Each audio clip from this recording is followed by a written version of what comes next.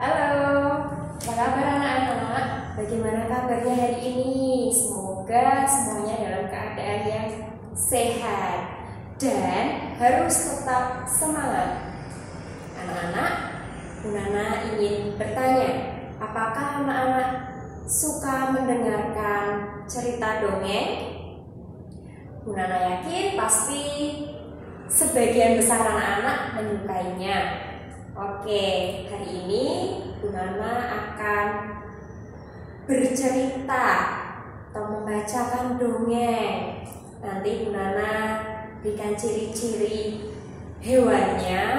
Anak-anak bisa menyebutkan kira-kira apa ya yang dimaksud.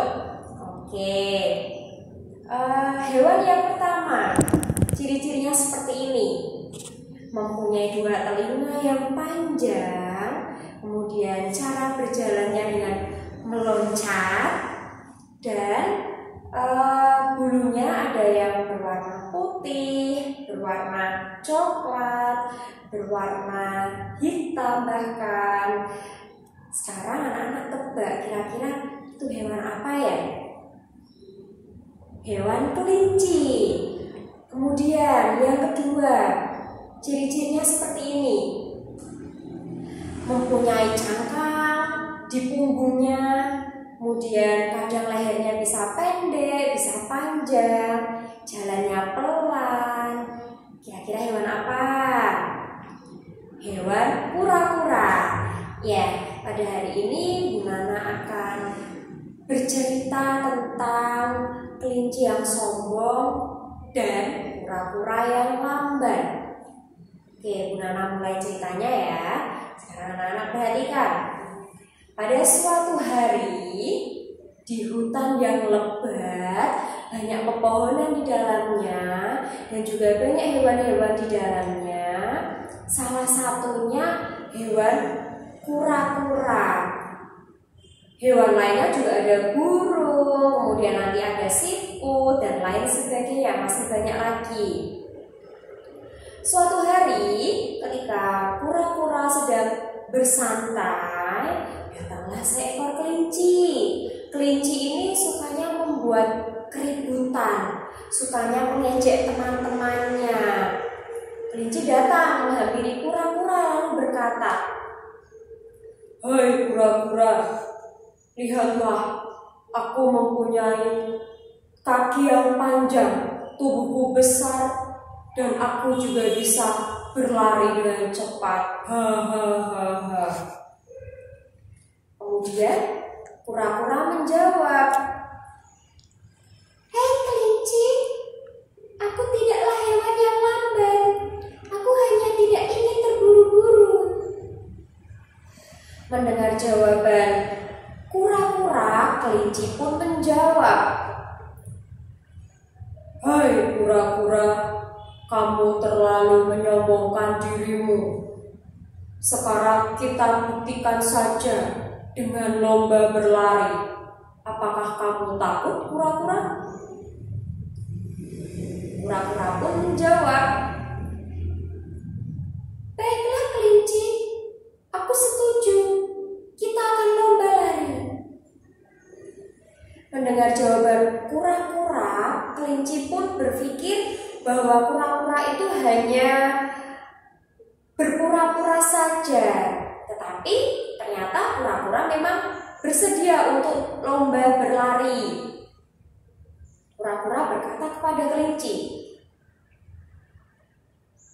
"Hei kelinci, kita lomba berlari dengan cara kita harus memutari hutan sampai menemukan jembatan. Kemudian kita harus kembali lagi ke tempat ini."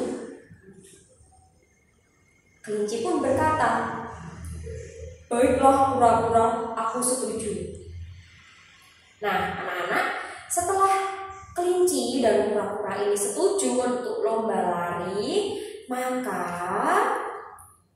mereka pun akan mulai lomba dengan disaksikan oleh beberapa hewan lainnya. Salah satunya ada siput. Siput ikut melihat pertandingan lomba lari mereka. Oke, mereka pun berlari berlari terus-menerus. Kemudian kelinci berlari jauh di depan kura-kura. Kelinci pun berkata, "Hai kura-kura, lihat, aku ada di depanmu jauh." Tetapi kura-kura itu tidak menghiraukan kata-kata kelinci. Dia tetap berusaha sebaik mungkin supaya dia bisa memenangkan lomba lari tersebut. Kura-kura tidak pantang menyerah. Dia selalu mencobanya dengan baik.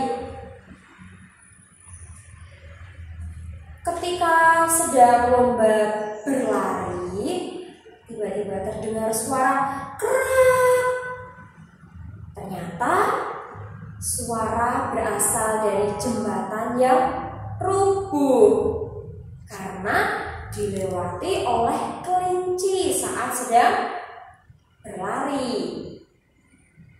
Kelinci itu pun terjatuh. Dia terjatuh di dalam air, di dalam sungai. "Tolong, tolong, tolong!" teriak kelinci. Melihat kejadian seperti ini, kura-kura merasa tidak tega. Kura-kura langsung menghampiri kelinci dan berkata, "Hei kelinci, aku akan menolongmu. Tunggu sebentar kelinci." Kelinci pun menjawab, "Baiklah kura-kura, tolong aku. Maafkan aku, selama ini aku telah berbuat jahat kepadamu." Kura-kura pun menjawab,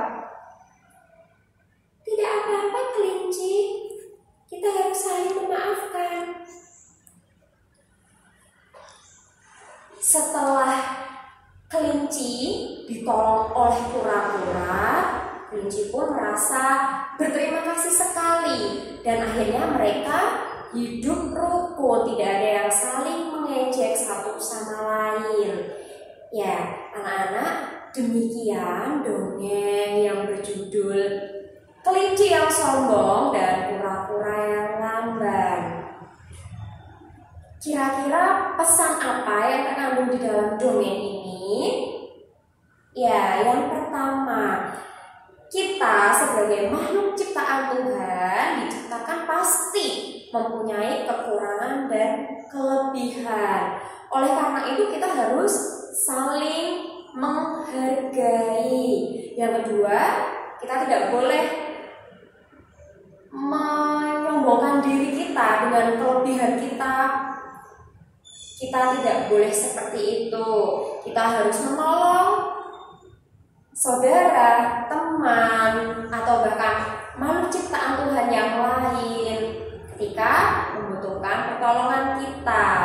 Dan yang ketiga, kita harus selalu hidup rukun berdampingan dengan siapapun. Ya, demikian anak-anak yang bisa Ibu sampaikan. Semoga anak-anak bisa mencontoh, mengambil pesan yang baik di dalam dongeng ini. Terima kasih, semoga bermanfaat. Tuhan memberkati.